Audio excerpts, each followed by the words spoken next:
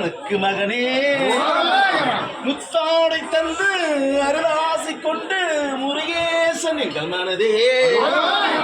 வித்தாரமாக மயில் மீது ஏறி வரவேண்டு எங்கள் அருகே